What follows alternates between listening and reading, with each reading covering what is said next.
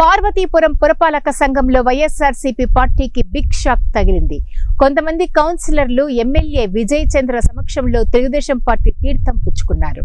పురపాలక సంఘం 23, 24, 19 వార్డులకు చెందిన కౌన్సిలర్లు మంత్రి రవికుమార్, ఆయన తల్లి గారు 19వ వార్డు కౌన్సిలర్ బోధయ్య ఎమ్మెల్యే సమక్షంలో తెలుగుదేశం పార్టీ తీర్థం పుచ్చుకున్నారు. రవికుమార్ వైఎస్ఆర్సీపీ ఆవిర్భావం నుంచి పార్టీ అభివృద్ధికి ఎంతో కృషి చేశారు. 2 సార్లు కౌన్సిలర్ గా కూడా గెలుపొందారు.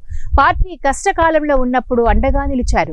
ప్రస్తుతం కూటమి ప్రభుత్వం చేస్తున్న అభివృద్ధి సంక్షేమ పథకాలు నచ్చి ఎమ్మెల్యే విజయ్ చంద్ర నియోజకవర్గ అభివృద్ధికి చేస్తున్న కృషిని నచ్చి పార్టీలో చేరుతున్నట్లు, పురాభివృద్ధికి తమ వంతుగా ముందుకు వచ్చినట్లు కౌన్సిలర్ తెలియజేశారు. ఎమ్మెల్యే విజయ్ చంద్ర పార్టీ కండువాలు వేసి వారిని పార్టీలోకి ఆహ్వానించారు. మున్సిపాలిటీ అభివృద్ధికి అందరం కలిసి సాగుదామని ఆయన పేర్కొన్నారు. ప్రభుత్వానికి బాధ్యతంగా పనిచేయడం ఒకటే తెలుసు.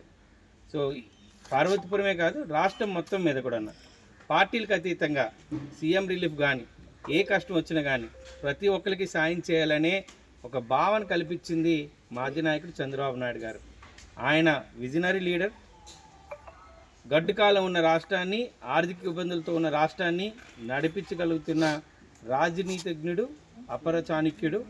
ఇలాంటి కష్టమైన టైంలో దేవుడు కూడా, ప్రజలు కూడా ఆయన్ని నిర్ణయించారు.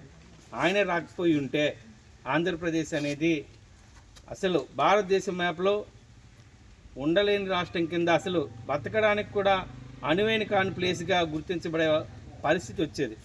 అలాంటి పరిస్థితిలో ఆయన నాయకత్వాన్ని ఎన్డీఏ కూటమి ప్రభుత్వం ఒక